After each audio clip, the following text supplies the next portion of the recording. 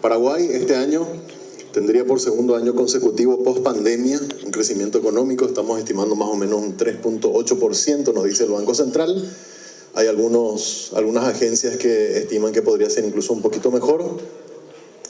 Un buen año para el sector agrícola y un anuncio que probablemente algunos habrán enterado recién por redes, y los que no saben, hoy a las 11 de la mañana el presidente de la República va a dar un mensaje respecto al histórico acuerdo al que se alcanzó con Brasil respecto al tema Itaipú.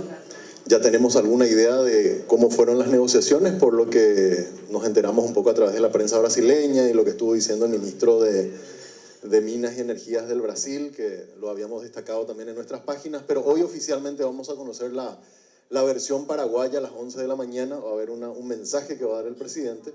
Posterior a eso se va a abrir una ronda de preguntas con los negociadores. El ministro de Industria probablemente va a ser el que va a estar respondiendo preguntas, así que es un momento importante para nuestro país, porque ustedes saben que la represa de Itaipú es uno de los principales activos que tenemos y que nos puede proyectar en los próximos 50 años a un gran desarrollo en nuestro país. Y en medio de eso, hablar sobre la calificación soberana de grado de inversión es tan importante. El ministro de Economía nos decía en una entrevista que tuvo recientemente con 5 días que Paraguay está a un paso, algo que venimos escuchando hace un buen tiempo, pero quizás en este momento es mucho más probable que antes, porque ahora sí, las 3 principales calificadoras de riesgo que nos analizan ya están en ese peldaño previo a que tengamos la calificación soberana de grado de inversión. De hecho, este año fue muy particular cuando salimos al mercado de inversiones a emitir nuestros bonos soberanos. Pudimos por primera vez hacer una emisión aproximadamente de cerca de unos 500 millones de dólares. Lo hicimos en moneda local y tuvo una extraordinaria demanda de eso. Eso es realmente muy importante porque habla de la confianza que tiene el mercado internacional respecto a la economía paraguaya. La otra mitad lo emitimos como siempre lo solemos hacer en dólares. Y las tasas de interés con las que pudimos colocar nuestros títulos soberanos ya son muy similares y en algunos casos incluso mejores que algunos países latinoamericanos que tienen la calificación de grado de inversión, con lo cual ya el sector privado, ya los inversionistas nos están viendo de esa manera.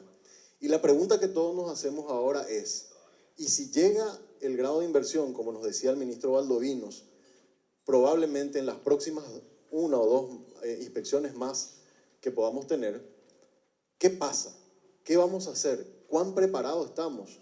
Desde el sector público, en todo lo que tenga que ver con cuestiones de regulación, en todo lo que tenga que ver con infraestructura también de nuestros sistemas financieros, de nuestros sistemas de registro. Ustedes saben que hay muchos desafíos por el lado de catastro. Hablábamos también con la directora de DINAPI, ¿verdad?, respecto a los tiempos para registrar, por ejemplo, una patente, ¿verdad?, donde hay ahí muchos desafíos por bajar los tiempos y hacer que Paraguay no solamente sea atractivo en cuestiones de tasa, de impuestos, o en cuestiones de tener solamente una población muy joven y entrenable, como es el discurso que venimos haciendo, sino también que toda la estructura pública esté preparada como para que nosotros podamos recibir ese capital que esperamos que va a llegar, ¿verdad? Eso por el lado del sector público. Y por el lado del sector privado también, cómo está el sistema financiero, cómo está el mercado de capitales, cómo están nuestras empresas para poder desarrollar proyectos en conjunto con algún capital extranjero, para poder aliarnos en un consorcio, en una alianza público-privada para una obra de gran envergadura de infraestructura. Estamos también, por eso decía, en un momento importante, porque está iniciando el tercer tramo de lo que va a ser la ruta bioceánica que va a unir el Atlántico con el Pacífico y va a atravesar Paraguay. Es decir, se proyectan para aquí los próximos 10 o 15 años realmente buenos tiempos para el Paraguay, por lo que estamos viendo que está pasando y por los anuncios que se van a dar en los próximos días, incluso en las próximas horas, con lo que va a anunciar hoy el presidente. Con lo cual es importantísimo poder hablar con gente que conoce del tema, que ya tiene una experiencia en el tema de tener una calificación soberana y que es de nuestra región, que es del vecindario. Y qué mejor que hablar con gente, por ejemplo, como nuestro invitado de hoy, que viene directamente desde el Perú. Ustedes sabían, yo me acuerdo cuando comenzamos a estructurar lo que es la ley de alianza público-privada hace más de 6, 7 años, Paraguay se inspiró, o la gente de la Secretaría Técnica de Planificación se inspiró mucho en la experiencia peruana, conociendo un poco lo que es ese extraordinario aeropuerto que ellos tienen, el Jorge Chávez, y muchas otras grandes obras de infraestructura que lo hicieron a través de las APPs, ¿verdad? Y ellos ya tienen grado de inversión hace más de una década, y por eso es importante conocer de la experiencia de gente que ya ha transitado, por lo menos en los últimos 15 años, con esa calificación, cómo se ha transformado el Perú y cómo se ha transformado los países latinoamericanos que tienen ya grado de inversión. Caso Uruguay, caso Chile. Lastimosamente Colombia lo tenía, pero lo perdió por una serie de situaciones políticas que está atravesando ese país. Pero es bueno poder conocer la experiencia de los que ya se adelantaron de alguna manera a nosotros para que el camino sea más corto para nosotros. De modo que quizás cosas que a ellos les costó, nosotros lo podamos hacer mucho más rápido conociendo la experiencia. Por eso es bueno hablar con Ferruccio Cerny. Él es consultor peruano, economista, experto en finanzas, a quien hoy tenemos el privilegio de poder tener aquí en nuestra casa en 5 días y en este espacio para poder compartir con ustedes, para hablarnos sobre el grado de inversión, los grandes desafíos del sector público, del sector privado, y que cada uno de nosotros podamos mirar desde nuestras empresas y decir cómo yo me preparo para todo esto que se viene, ¿verdad? Todo esto que está ocurriendo en Paraguay y que va a pasar en Paraguay. Así que le invito a Ferruccio. Gracias por la visita y gracias por estar con nosotros. Un aplauso para él. Gracias. Buenos días, un gusto tenerlos acá. Mi nombre es Ferruccio Cerny, soy economista, tengo 40 años en el mundo de las finanzas y yo he trabajado en banca casi 23 años. Los banqueros tienden a ser muy optimistas cuando todo está bien y muy pesimistas cuando todo está mal. Pero les cuento desde mi experiencia, yo empecé a trabajar en un banco como analista financiero y estuve en la época de los 80s, una época muy difícil en el Perú. Les voy a presentar una pequeña presentación, es un resumen bastante fuerte de todos estos años que hemos pasado, pero quisiera decirles que ubíquense en el año 85 al 90. Llegamos a tener un récord de 2 millones% de inflación. Cuando uno cobraba su sueldo, lo único que hacía era bajar rápidamente al área de cartera extranjera y cambiarla a dólares. Inmediatamente. Porque al día siguiente la devaluación golpeaba en cualquier billetera. Entonces la especulación era el día a día. ¿Cuánto va a ser el dólar mañana? ¿Cuánto va a ser el dólar pasado? ¿Y quién puede hacer un flujo de caja o hacer un análisis financiero con una inflación tan grande? Bueno, lo hicimos. Posteriormente teníamos un PBI de menos 25% porque tuvimos un presidente que declaró la moratoria de pagos de la deuda externa y nos cerraron las puertas. Nuevamente, los banqueros viven de plata prestada, prestan plata y los inversionistas y los empresarios necesitan fuentes de financiamiento para crecer y para mantener sus empresas operativas. Con las puertas cerradas en el mundo, ¿quién iba a prestarnos plata? Buena pregunta. Un sobregiro costaba 100% en un mes. ¿Qué rentabilidad nos permite dar que podamos pagar un sobregiro de 100% en un mes? La moratoria, bueno, ya la comenté, las líneas de crédito estaban cerradas, el costo del financiamiento era muy fuerte, muy fuerte e imposible de contenerlo. Muchas empresas tuvieron los financiamientos de sus proveedores, eso fue una de las cosas más importantes. Cuando un proveedor te da una mano, vas a ser eternamente partner con ellos. Y pasó en muchas empresas consiguieron créditos de proveedores. Todo era dolarizado, como les dije, uno cobraba su sueldo inmediatamente en dólares. Posteriormente entra un gobierno que dice, bueno señores, no nos engañemos y tenemos que amarrarnos los cinturones y buscar mejorar todas las cifras. Hubo un shock económico muy duro, se hizo una gran campaña de privatización de empresas públicas que eran deficitarias, eso generó un flujo de inversiones fuerte inicialmente. Se comenzaron a reabrir las líneas de crédito, la inflación en el 96 bajó a 11%, el corto plazo era un año. Un año era un largo plazo en realidad, porque todos financiábamos entre 30 y 90 días los créditos. Empezamos a abrir los tratados de libre comercio y las áreas de finanzas corporativas empezaron a calentar motores. ¿Por qué? Porque cuando uno abre la economía a los inversionistas extranjeros en las mismas condiciones que los locales, se comienza a hacer atractiva la economía del país.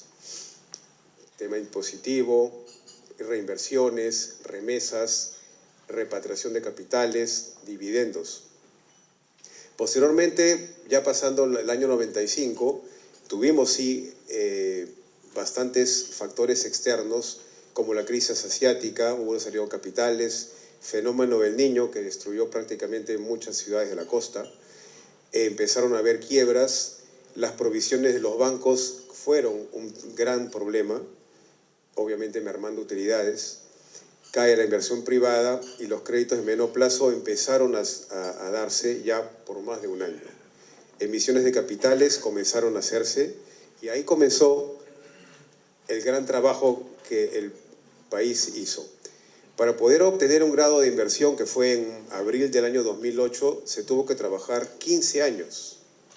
15 años buscando normalizar la situación económica, fomentando inversiones extranjeras, aterrizando prácticamente el territorio para que podamos ser un país atractivo.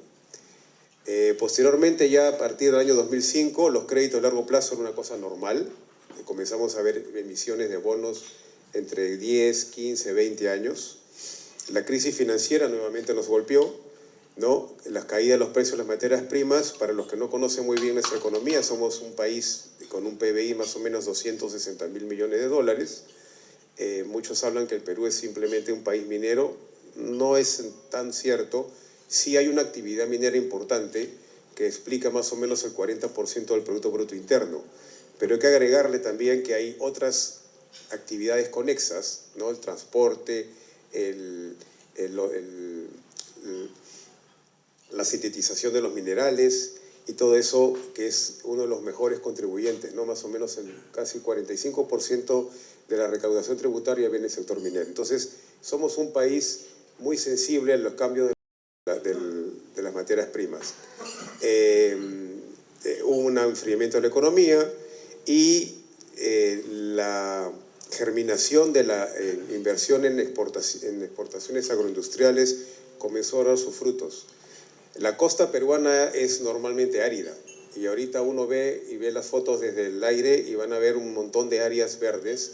En la provincia de Ica es básicamente muy poderosa en lo que es viticultura y el norte en espárragos.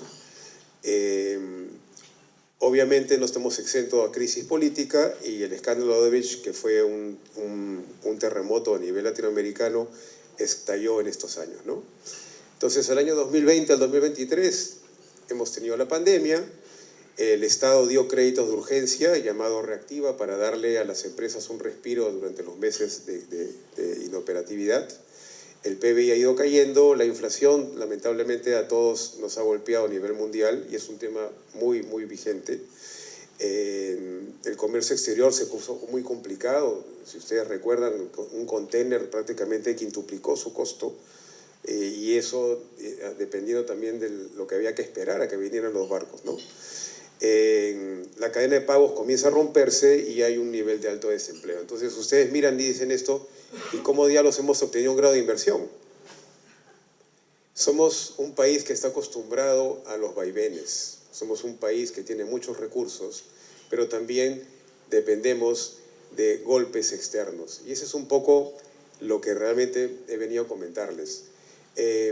Los banqueros, para poder darle crédito a las empresas, simplemente tienen que analizar su situación, tienen que ver estados financieros, tienen que ver su comportamiento, cómo ha pagado sus créditos en el pasado, el carácter de los accionistas, el carácter de los gestores, todo eso influye. En el caso de un país es más o menos lo mismo.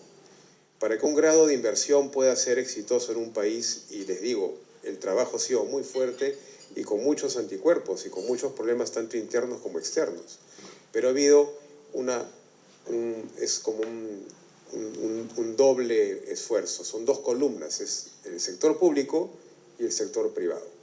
El sector privado en nuestro país tiene varios gremios, ¿no? Está la Confederación de Empresas Privadas, está la Asociación de Exportadores, está la Cámara de Comercio de Lima, Y el trabajo que se hizo fue un trabajo muy fuerte, porque no todo hay que dárselo al Estado. Tenemos que buscar que una integración empresarial genere la empatía y genere la presión para que también con la ayuda del gobierno se pueda llegar a un grado de inversión. El grado de inversión que nosotros obtuvimos en el 2008 fue básicamente un producto, como les dije anteriormente, de 15 años de trabajo. Y al margen de que te den la estrellita, como se dice, de buen comportamiento, no significa que vayas a tenerla siempre. Entonces hay que seguir manteniendo los niveles de exigencias, y por el lado del Estado, que es la parte que me gustaría tener y que es importantísima, tienen la obligación de tener una infraestructura que pueda permitir la apertura de inversiones nuevas. Si vamos a hablar de puertos, de nada sirve hacer un puerto que pueda atraer tonelajes enormes si no es fácil llegar al puerto vía carreteras. El Perú es un país geográficamente bastante complicado, tenemos 1.245.000 kilómetros cuadrados de territorio, pero 3 regiones que son totalmente diferentes unas de otras, ¿no? Tenemos una selva prácticamente aislada, los Andes, que son enormes, y la costa, que es desértica. La costa le falta agua, en la selva le sobra el agua, y en la montaña hay altitudes que uno puede cultivar lo que puede ser, pero siempre y cuando haya un riego tecnificado, una tecnología, que es también importante la importación de tecnología. Nosotros en los años 90 tuvimos nuevas instituciones que fueron complementarias a todo el trabajo y el esfuerzo de poder llevar el Perú a nivel mundial. Se abrieron oficinas de promoción de inversiones. La marca Perú, que ustedes deben conocer, fue un trabajo de marketing muy fuerte. Lo que es el INDECOPI, que es el Instituto de la Defensa del Consumidor, la propiedad intelectual, las marcas y patentes, que es lo que comentabas tú. Eso es vital, vital para que ustedes puedan cubrir, digamos, sus empresas y tener la posibilidad de potenciar sus marcas, ¿no?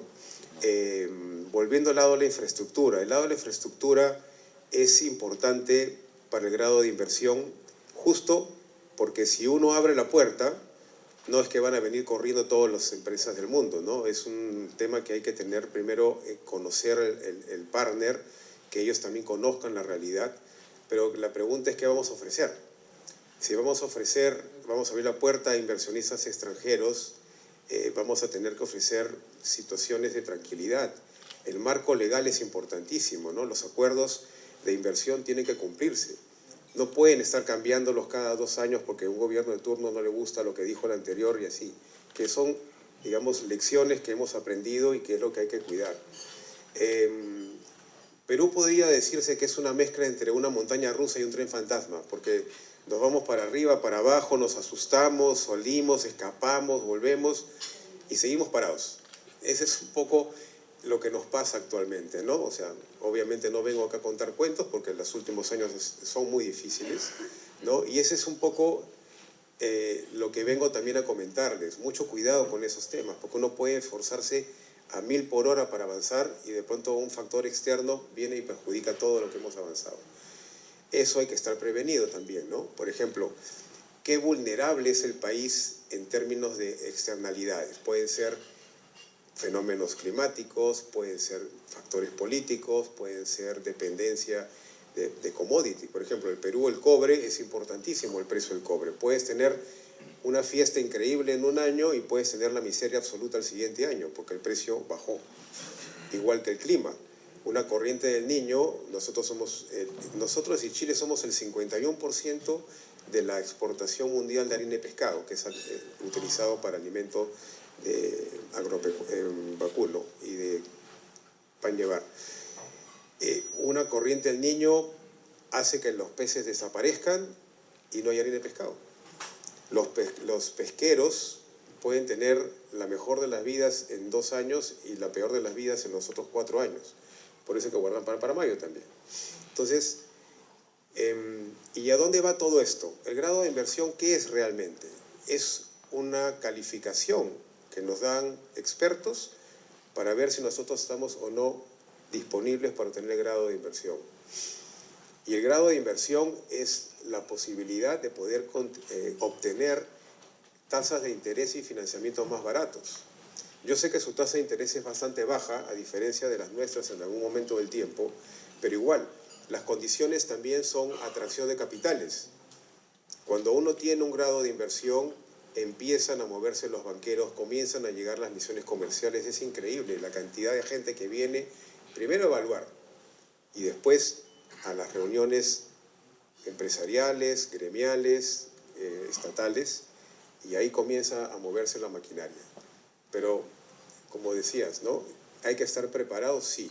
Y por los dos lados, tanto el sector empresarial como el sector estatal. El Estado tiene que garantizar las reglas de juego, que sean claras, que sean iguales, que sean sin discriminación, que sean coherentes. Porque lo que un gobierno puede hacer en un momento no puede ser borrado por el otro gobierno. Tiene que haber una continuidad. Y eso es lo que nos ha pasado. Digamos, pese a todas las circunstancias, nosotros hemos seguido avanzando. Últimamente no anda muy bien la cosa, pero igual tenemos el grado de inversión, nos han bajado una línea, pero hay que buscar regresar. Entonces esto no es una labor de un par de años, es una labor permanente. Y en lo que se refiere al sector empresarial, obviamente sé que estoy acá con un grupo muy importante empresarial, la unión empresarial. Eso es importantísimo. Los gremios empresariales tienen que empujar, tienen que moverse, obviamente con argumentos, ayudar, tender puentes, ¿no? Porque a veces hay una separación entre el Estado y el empresariado que no es, digamos, saludable. Hay que estar cercanos, ¿no? Y colaborar, ¿no? Porque muchas veces las misiones empresariales son mixtas, ¿no? Van parte del Estado, van parte del sector empresarial. Hay que hacer marketing, eso sí es importantísimo. Y más una vez tenido el grado de inversión. Porque una vez que uno tiene el grado de inversión, ahí es como una competencia. Hay que entrenar para el día de la competencia. El día de la competencia uno tiene que dar el 1000%. Es exactamente lo mismo. Y no bajar nunca la guardia, ¿no? Entonces, cuidar mucho los indicadores macroeconómicos, porque las calificadoras de riesgo, ahora voy a pasar acá,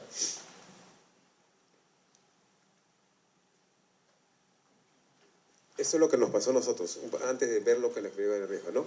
En el 2008 obtenimos nuestra deuda de largo plazo, la calificación de BB+, menos, y en lo que es deuda de corto, en moneda local, 3B. Ahí la tasa de interés comenzó a bajar, los créditos fueron mucho más baratos para nosotros, los banqueros no solamente financiamos lo que los ahorristas nos dan, sino también conseguimos líneas de crédito al exterior.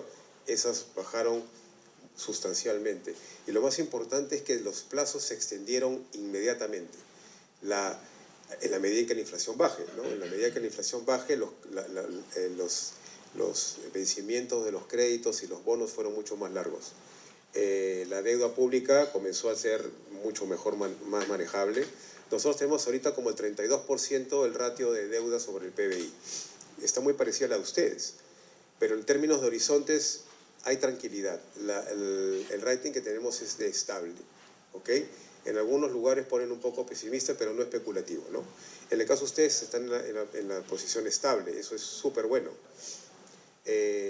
Emisiones de deuda, comenzaron a aparecer emisiones de deuda. Las tres empresas más importantes deben conocerlas, que son Standard & Poor's, Moody's Investors y Duff Health. La solvencia externa es vital, la solvencia fiscal. Ahí hay mucha incidencia en los calificadores, en la disciplina fiscal. El déficit fiscal, el gobierno tiene que manejar y controlarlo. Ese es uno de los indicadores que le dan bastante más peso, ¿no? La disciplina fiscal, obviamente el tema político, que también es vital, el riesgo social, diversificación de exportaciones, nuevamente, no podemos depender de uno o dos productos para ser exportadores. La exportación no tradicional es la que hay que dinamizar. En el caso nuestro, las exportaciones agroindustriales fueron el boom, ¿no? Nosotros hemos pasado a ser un súper exportador de arándanos, espárragos, tomate, uva, más allá de lo que nosotros pensábamos, ¿no? Y la costa ya está poniéndose verde. ¿Por qué? Porque han habido también inversiones fuertes en irrigación, fuertes en riego, y los traders, que también es un tema vital. fundamental, ¿no? El tema comercial y la agresividad comercial. Yo estuve trabajando 2 años en una oficina en Suiza, en promoción de inversiones, y aprendí muchísimo de la oficina chilena, que fue la que me pareció, estuvieron 5 años ellos, una agresividad comercial impresionante, todos metiendo el hombro, misiones comerciales permanentes. Eso también es muy, muy, muy importante y muy poderoso para poder elevar el marketing y sobre todo hacer más conocido el país. El PBI no primario, ese es uno de nuestros principales problemas, ¿no? Tratar de que no dependamos solamente de minerales y obviamente garantizar un ambiente de negocios e inversión de largo plazo. Eso es importantísimo. Por el lado del término crediticio, la menor prima de riesgo, eso es por el cual el endeudamiento es mucho más barato. El ingreso de capitales, ya lo mencionamos. Confianza, eso cualquier inversionista es confianza. Tenemos socios todos nosotros, tenemos clientes, tenemos proveedores. Si no hay confianza, no se avanza. Y obviamente cuidar la probabilidad de default de deuda. Porque las agencias de riesgos trabajan en base a simulaciones, trabajan en base a suposiciones. ¿Qué pasa si sucede esto? ¿Qué tan vulnerable es la economía si pasa esto, si pasa el otro, ¿no? Entonces, la probabilidad de default es uno de los indicadores más fuertes con los cuales nos miran, ¿no? Volvemos al grado de inversión, ¿no? En realidad es el riesgo de que la deuda no se pague en los términos originales. Ese básicamente en esencia y con lo que cualquier banquero también hace. ¿Por qué tenemos mayores líneas de créditos o menores líneas de crédito? Porque han evaluado los bancos de que tu flujo de caja, tu plan de negocios, quizás pueda tener algún bache en el camino. Depende de qué tan grave pueda ser que uno tenga mayor o menor apoyo. Standard & Poor's dice que dependiendo de la moneda local, se centra en la política fiscal y monetaria, qué planes hay de privatizaciones, qué reformas microeconómicas hay que hacer, ¿no? ¿Es la moneda extranjera más preponderante en los ahorros del país o la moneda local? El riesgo soberano está mayormente asociado a la calificación de la deuda en moneda extranjera a largo plazo. Ese es básicamente en lo que queremos trabajar, ¿no? De que nos evalúen que no tenemos problemas futuros para pagar nuestra deuda y que el ratio tampoco sea comprometedor. Todos estos son los grados. Por ejemplo, en Latinoamérica, grado de inversión tienen Panamá, México, Perú, Uruguay. Ustedes están ahorita un pasito nomás a hacer grado de inversión. El grado especulativo, hay diversos niveles. Bueno, hay más abajo, ¿no? Más abajo, pero digamos no nos centremos en esto. Acá tenemos apuntar para arriba, ¿no? El prime es obviamente, el cielo es el límite, pero sí hay países que lo tienen. Pero nuevamente, nosotros tenemos que tener claro que hay que manejar los riesgos que nos están alrededor y tratar de minimizarlos. Porque el grado de inversión no es cómo te va a ir al próximo año, es más o menos a los próximos 10, 15, 20 años. ¿Qué es lo que tú crees como país que vas a avanzar? Acá están las diferentes categorías, ¿no? Pero en realidad todo se relaciona, es qué tan probable o qué tan improbable es que tú tengas problemas para pagar tu deuda. Ese es lo que cualquier banquero hace. Y ustedes, cuando van a pedir créditos o van a solicitar un financiamiento, tienen que demostrar que pueden pagar. Estos son los títulos más bajos. En el corto plazo son categorías más sencillas. Y les traigo un pequeño resumen de qué es lo que ve cada una de las agencias en nuestro caso, ¿no? Por ejemplo, Fitch dice que nuestras fortalezas, que tenemos sanas políticas macroeconómicas y indicadores también, el incremento del Producto Bruto Interno, una política fiscal más manejable, un alto nivel de reservas internacionales netas, y ahí yo quisiera hacer un paréntesis. El Banco Central de Reserva es autónomo y es el que maneja la política monetaria en el país. El trabajo del presidente que se mantiene después de 4 gobiernos ha sido impecable. Y eso es básicamente manejar la inflación, manejar las tasas de referencia y obviamente evitar que las reservas internacionales sean mal usadas. Entonces, mientras tengamos reservas internacionales es como tener los ahorros a buen recaudo. Por el lado de debilidades, nuevamente, concentración en exportaciones mineras, vulnerabilidad de precio de los commodities y todavía una dolarización que para ellos es importante, pero que nosotros creemos que ha bajado rotundamente. En los 80s uno estaba dolarizado al 100% prácticamente, la moneda local no era nada. Uno tenía un fajo de billetes de 1 kilo y compraba un caramelo. Entonces, y eso lo hemos tenido por acá cerca también. En el lado de Standard & Poor's, nuevamente, estabilidad económica, estabilidad fiscal, una buena posición de liquidez. Los bancos actualmente, a pesar de la crisis, tienen liquidez, ¿no? Lo que sí está golpeando a los bancos en sus resultados son las provisiones por cobranza dudosa, porque hay que reprogramar muchos pagos, ¿no? Entonces, la superintendencia es muy exigente, es bastante, digamos, controladora, pero gracias a eso la banca está sana. Los bancos no han arrojado utilidades grandes, pero todavía se mantienen con indicadores favorables. Lo que sí, como les digo, es la cobranza dudosa lo que está complicando las cosas, ¿no? Por el lado de las debilidades, las instituciones políticas, la vulnerabilidad del entorno externo y una limitada flexibilidad fiscal y social. Moody's, por otro lado, nos destaca el responsable manejo fiscal y monetario, ratios de deuda razonables, un crecimiento favorable de exportaciones y una sólida posición de las reservas internacionales. La concentración bancaria y dolarización sigue siendo alta para ellos, una alta deuda en moneda extranjera y ratios altos de deuda externa. Ratios altos en su criterio, ¿no? Pero 35 no es tan malo, en el fondo. La cosa es si uno puede, dentro del corto plazo y mediano plazo, atender el servicio de la deuda. Algunos datos peruanos, tenemos un PBI de 242.000 millones de dólares, las reservas son 76.000, un PBI per cápita de 7.100 dólares, una balanza comercial favorable, ¿no? En exportaciones hemos crecido con respecto al 22, 1.5 e importaciones una caída. Esto es un poco porque la actividad se ha puesto un poco lenta, ¿no? Hay bonos públicos casi el 91% de los 48.000 millones que están por acá. Una tasa de bonos promedio 7.6 en dólares, la deuda pública 33, en el año 99 era 51.5%, imagínense. Claro, el mejor rating fue el 2013 con 19%. Digamos que estamos en el medio. Y en cuanto al sistema financiero en dólares, 36% y una inflación de 3.05. Son indicadores bastante razonables, pero nuevamente, ¿por qué nos han bajado un grado de inversión? Por el tema político, no es por el tema macroeconómico. Entonces, si hay estabilidad política, hay un país amigable con las inversiones, la gente habla claro, las empresas se unen y buscan marketear bien el país, vamos bien. Si hay un factor externo, hay que lidiar con él, ¿no? O sea, qué tan rápido nos recuperamos de una corriente del Niño, qué tan rápido nos recuperamos de un terremoto o de una caída de precios, ¿no?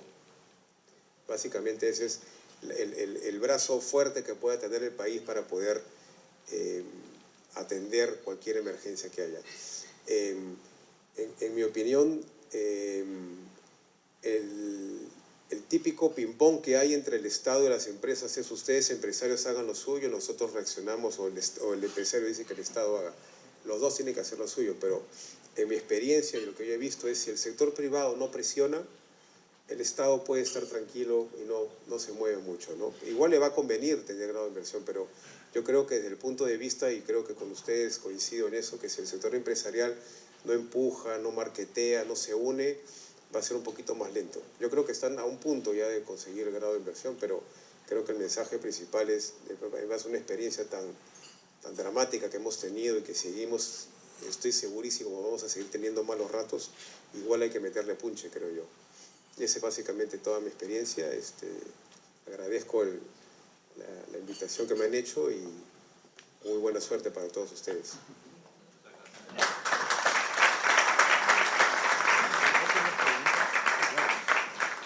Bueno, en este espacio queríamos abrir también un poquito algunas consultas para Ferruccio.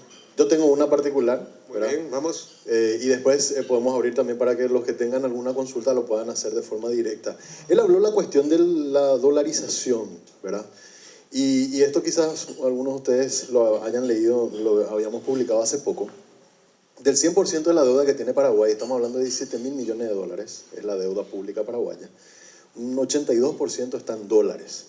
Y ahí hay un alto riesgo en la cuestión del tipo de cambio, ¿verdad? La fluctuación del tipo de cambio. De hecho, estamos en un escenario en donde la Fed nos dice que por lo menos hasta fin de año probablemente no van a bajar las tasas. Entonces, hay como una corriente de temor de que se pueda apreciar la moneda, ¿verdad? El ministro de Economía dijo recientemente de que incluso este año se va a ir metiendo con mucha más fuerza el hecho de ir bajando ese nivel. O sea, que nosotros no tengamos gran parte de nuestra deuda muy dolarizada, ¿verdad?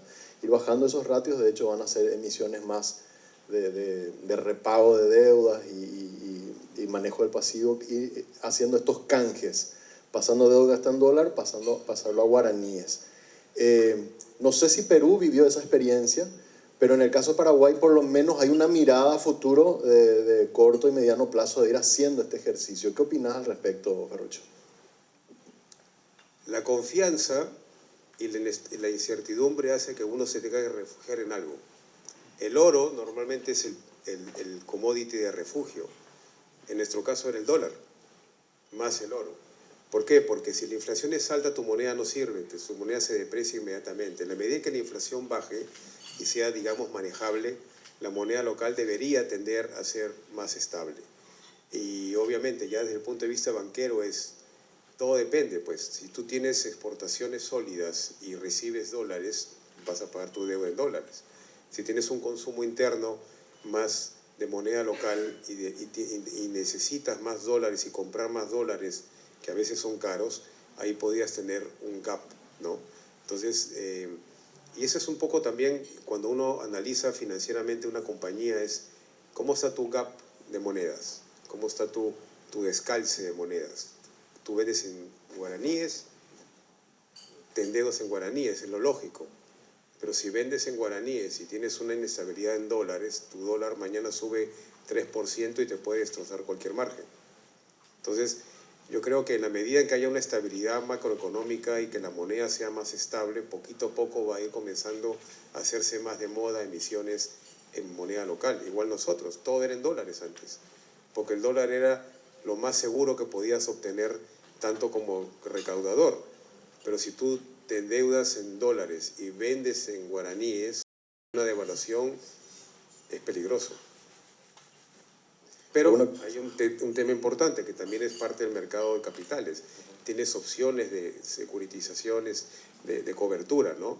Los forwards antes no existían en Perú. Los forwards ahora son el día a día y es parte de los ingresos de los bancos.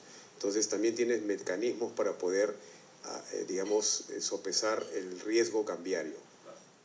Bueno, forward que sigue siendo todavía una deuda pendiente para Paraguay, ¿verdad? O sea, si bien lo usamos, pero todavía la relación es muy, muy pequeña.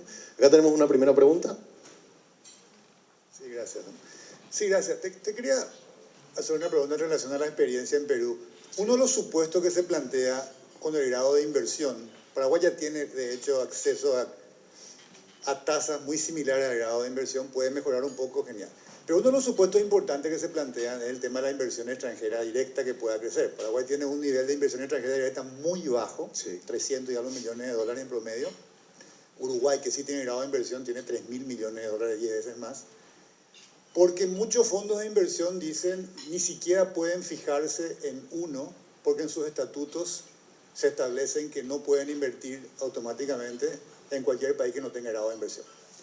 Eso es lo que se comenta, ese es el supuesto. ¿Cuál fue la experiencia en Perú? Efectivamente, ¿cómo se dio ese, si es que se dio, claro que fue en el 2008, el tema de crisis global, esa avenida de inversión extranjera a partir del grado de inversión? Uno también supone, y lo dijiste, que las empresas tienen, también otro supuesto es, muchas empresas pueden recibir ofertas de fusiones, de adquisiciones. Si tu empresa local está muy bien fortalecida, puede venir alguien querer comprarte, genial. Eso ocurrió en Perú, efectivamente. Hubo inversión extranjera que ven y le dice a, no sé, acá mi querido amigo de Raíces, le dice, mira, usted tiene una empresa muy sólida en Paraguay, yo soy una multinacional muy grande, quiero entrar al país, ¡pum!, estoy dispuesto a invertir grande y te compro del 50%, 51%. ¿Eso ocurrió efectivamente y de qué manera? 2008 es el grado de inversión, pero las principales políticas para atraer inversiones comenzaron en el año 91, 92. Se hizo un marco legal amigable para las inversiones extranjeras, se dio las mismas tratos tributarios a los que invertían extranjeros con respecto a los peruanos, y tomó tiempo. Primero empiezan los grandes grupos que tienen proyectos pendientes, traen a sus socios, porque en realidad, nuevamente, si no hay estabilidad y no hay un marco legal claro, es muy difícil que las empresas vengan a hacer cola y vengan en grupos, ¿no? Ha sido un trabajo de hormiga, poco a poco fue dándose, ¿no? Y en la medida en que fueron teniendo experiencias favorables, se comenzó a contagiar ese entusiasmo. Y obviamente todo depende del perfil de riesgo que tengan las compañías. Hay gente que es adversa al riesgo y hay gente que es amante del riesgo. Generalmente los que vienen más rápido son los que dicen, vamos, aquí hay mucha posibilidad. Nosotros recibimos fuerte inversión chilena, tal es así que todos los malls que hay y toda la actividad está básicamente con la experiencia de ellos. Antes los centros comerciales en Perú eran cerrados, cada uno tenía su propia tienda. Las personas que fueron dijeron, no señores, el modelo es alquilar con un mix adecuado, y comenzamos a tener expansiones comerciales fuertísimas, ¿no? La capacidad de consumo. Las tarjetas de crédito antes eran un bien de lujo, ahora es un bien normal. Nuevamente, depende del apetito que tengan los inversionistas, pero es una labor que tenemos también que dar el ejemplo poco a poco, ¿no? Y sí pasó. Sí pasó. Gracias. ¿Tenemos otra pregunta? Sí, ¿cómo influyó, algo que no mencionó usted en la presentación, el tema de los fondos de pensiones? O sea, la reforma de los fondos previsionales, que genera un impacto muy fuerte en el sentido de generar ahorro interno. Ese ahorro interno, por lo menos dice la teoría, se traslada después a las empresas. ¿Cómo influyó eso en el desarrollo? Porque nosotros tenemos un problema aquí, que tenemos muy bajo ahorro interno porque no tenemos fondos de pensiones privados prácticamente. Correcto. Nuevamente, también nosotros aprendimos mucho de la experiencia chilena. Ellos tienen claramente... el problema de Perú era al revés, era de que los fondos de pensiones eran una gran piscina donde caían todos los aportes y el Estado decidía al final cuánto recibía cada uno. Con la participación y con la estabilidad del mercado de capitales, porque el fondo de inversiones es básicamente de dos tipos. El empleado va generando su propia pensión, le van diciendo con nombre propio cuánto va ganando sus fondos, pero esa cantidad de dinero, que era una cantidad muy fuerte, eso empezó en el año 93. En el año 93 se marca el punto de inicio de las AFPs. Entonces, pasamos muchos a pasar de la pensión global a que cada uno tuviera su propio fondo. Entonces, empezó a generarse una masa importante de fondos que era aprovechada obviamente por los banqueros de inversión, por los bancos, y se formaron, llegamos a tener hasta 6 compañías de fondos de pensiones. Y eso dinamizó el mercado de capitales, ¿no?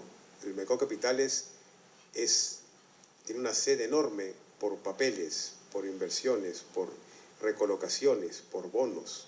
Entonces, eso dinamizó el mercado de capitales bastante bien, ¿no? Entonces, sí fue un boom realmente, y claro, lamentablemente es un tema político también que es atractivo para algunos gobiernos tomar esos fondos para otras cosas, ¿no? Pero realmente tener tu cuenta individual ya era una gran diferencia con tener una pensión totalmente diferente del Estado. Hay una pequeña acotación respecto al tema fondo de pensiones, ya que publicamos noticias en el diario. El lunes, aquellos que vieron la tapa saben que se va a presentar o está en proyecto un paquete de leyes sobre el tema fondos de pensiones, en el caso IPS. De hecho, hubo una reunión el lunes entre el presidente del IPS con el presidente de la República. Tenemos la información de que se va a presentar ese paquete en una semana más, ¿verdad? Y también ya dentro del presupuesto del 2025 está la superintendencia de pensiones con fondos como para comenzar a activar, ¿verdad?